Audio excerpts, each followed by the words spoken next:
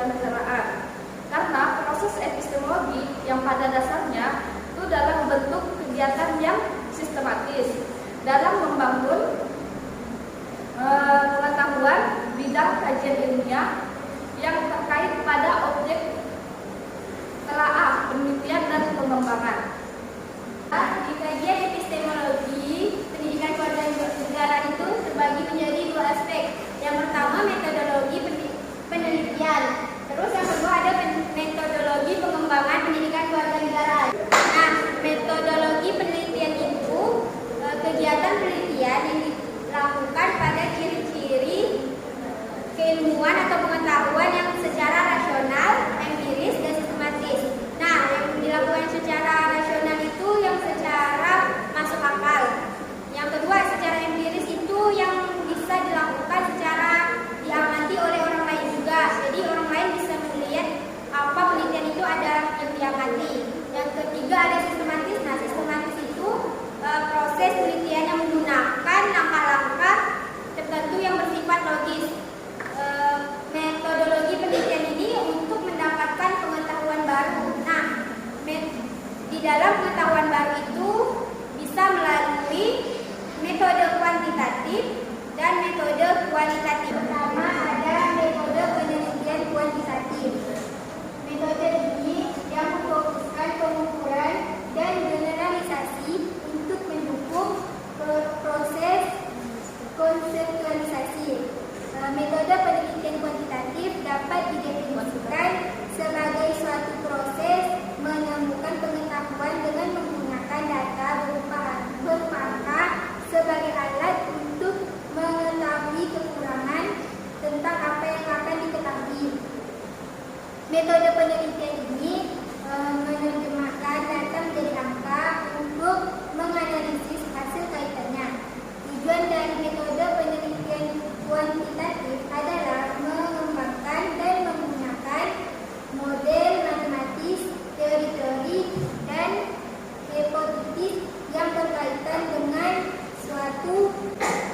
Baik, yang kedua adalah metode penelitian kualitatif yang memfokuskan pada pemahaman holistik terhadap fenomena alamiah untuk membangun suatu teori. Penelitian kualitatif adalah riset yang bersifat deskriptif dan cenderung menggunakan analisis dengan pendekatan induktif. Proses ini dan makna perspektif subjek lebih ditonjolkan dalam penelitian kualitatif. Landasan teori yang dimanfaatkan sebagai pemandu agar fokus penelitian sesuai dengan fakta yang ada di lapangan.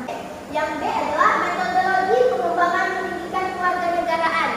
Metodologi pengembangan pendidikan kewarganegaraan digunakan untuk mendapat paradigma pedagogis. Nah, paradigma pedagogis ini adalah pendekatan pembelajar yang melibatkan subjek pembelajar untuk mampu menemukan makna pengalaman berdasarkan nilai-nilai yang dikembangkan dan rekayasa kurikuler yang relevan guna mengembangkan aspek-aspek sosial fisiologis peserta didik dengan cara mengorganisasikan berbagai unsur instrumental dan konseptual pendidikan. Konseptual pendidikan ini adalah konsep belajar yang mampu membantu guru mengaitkan antara materi yang diajarkan dengan situasi siswa yang nyata.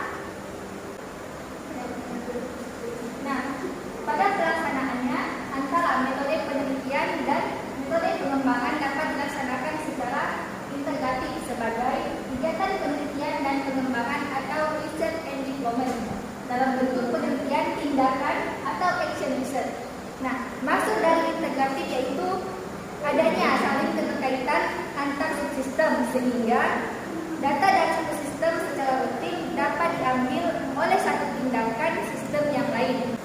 Sejarah perkembangan epistemologi pendidikan kewarganegaraan terutama yang berupa penelitian dan pengembangan antara lain dilakukan oleh yang pertama Capra tahun 1998 tentang titik baik yang pertama Capra tahun 1998 tentang titik peradaban. Yang kedua Sanusi tahun 1998 tentang tentang 10 pilar demokrasi di Indonesia. Yang ketiga, Dan Muller tahun 1996 tentang perkembangan demokrasi. Saya akan melanjutkan.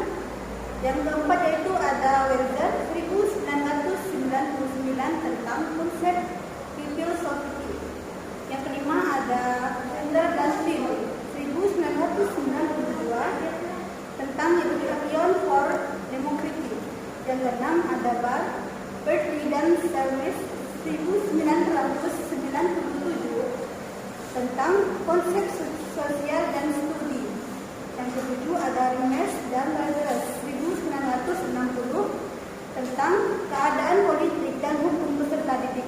Yang kedelapan ada Stanley 1985 yang menjelaskan tentang perkembangan sosial studi. Yang kesembilan ada Sever tahun 1996 tentang penelitian dan pembelajaran sosial studi.